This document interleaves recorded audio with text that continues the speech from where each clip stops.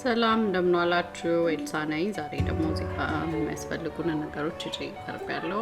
ሁለት ነገሮች ነው የምንሰራው። አሁን የመጀመሪያው ህብስት ነው የምሰራው። በውሃ በብረት ድስት ላይ አድርጌ ነው የምጋገረው።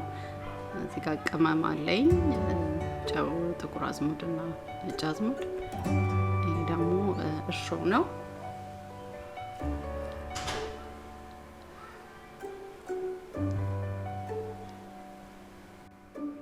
ውሃ፣ ዘይት ትንሽ ያስፈልገናል ጨምራለሁ።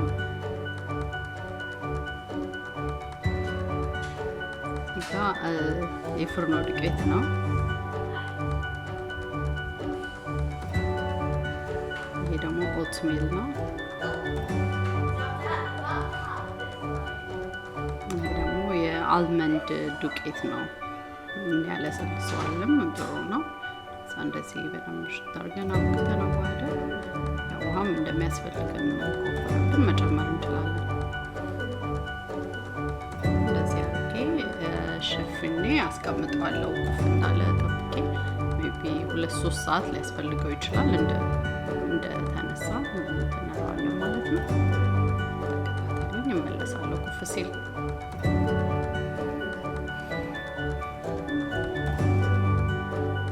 ኩፍ ብሎ እንደምታዩት እንደዚህ ቆንጆ ሆኖ ተነስቷል በደንብ። እዚህ ጋር ብረት ድስት አለኝ፣ ውሃ አድርጌ ያስቀምጫለሁ። ይሄ ማጥለያ ነው። በማጥለያ ነው መጋግረው፣ በፓስታ ማጥለያ። ያው በእንፋሎቱ ስለሆነ የሚበስለው። ይሄ ደግሞ ነንስቲክ የሚያደርግ ፔፐር ነው፣ በሱ እጠቀማለሁ እዛ ላይ እንዳይቀልጥብኝ ማለት ነው። ሌላው ደግሞ ያዘጋጀነው ውሃ በብረት ድስቱ ላይ ያለው ብረት ድስቱ ከፍ ማለት አለበት። ማጥለያው መንካት የለበትም። ውሃው መንጠልጠል አለበት። ረጅም መሆን አለበት ብረት ድስቱ። ለስለስ አድርገን እናረጋለን ማለት ነው። እንትኑ ላይ ያዘጋጀነው ማጥለያ ላይ እና ወረቀቱ የመጋገሪያ ወረቀት ነው። ስቲክ እንዳያረግ ይረዳናል ማለት ነው።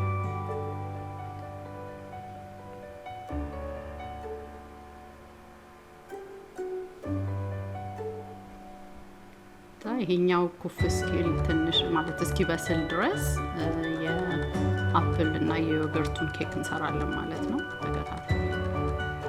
እዚህ ጋር አፕሎች አሉኝ፣ እንደዚህ ያዘጋጃለሁ። እነሱ እንደዚህ ልጠን ስላይስ አረጋቸዋለሁ ማለት ነው። እና እንደዚህ ውሃና ትንሽ ስኳር አድርጌ እንደዚህ ቀላቅለዋለሁ ጣዕም እንዲኖረው።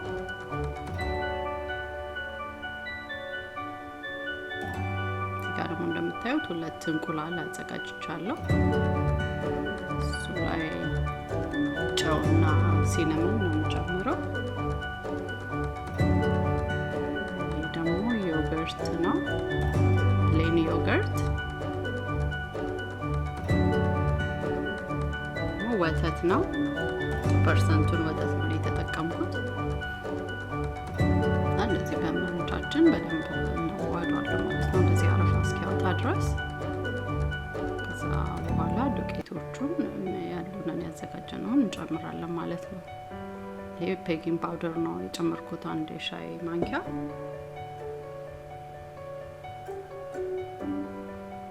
ይሄ አልመንድ ዱቄት ነው። እንደዚህ በደንብ አድርገን ከመታ ነው በኋላ ያዘጋጀነው እቃ ላይ እናደርጋለን ማለት ነው። በእንደዚህ አይነት ነው መጋገረው። ስፕሬይ እንዳይዝብኝ አረግበታለሁ። እንደዚህ እየደፋን አፕሉ ስላይስ ያደረግነውን እናደርጋለን ማለት ነው።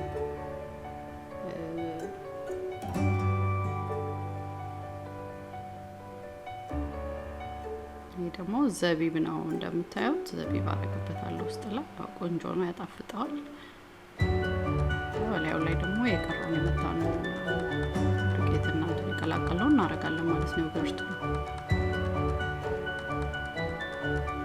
በተመሳሳይ መልኩ እንደዚህ አፕላችንን እንደረደርና መልስ በላዩ ላይ ደግሞ ዘቢቡን እናደርጋለን ማለት ነው።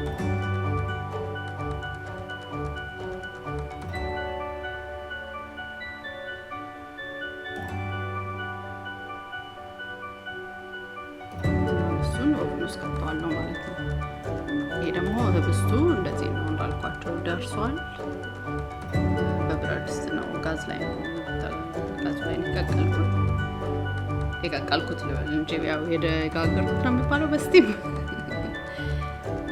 ወጥቷል። አሁን ይሄን ይመስላል። ይኸውላችሁ በጣም ያምራል።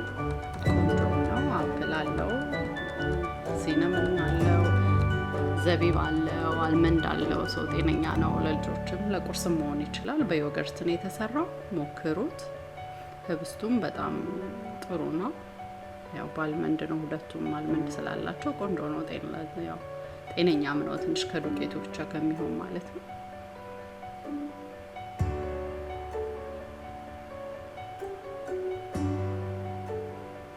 ያላችሁ ይመስላል። ቆንጆ ነው። ጥሩ ነው። ሽታውም ሌላ ነው።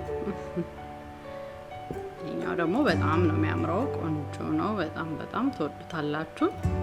ሞክሩት።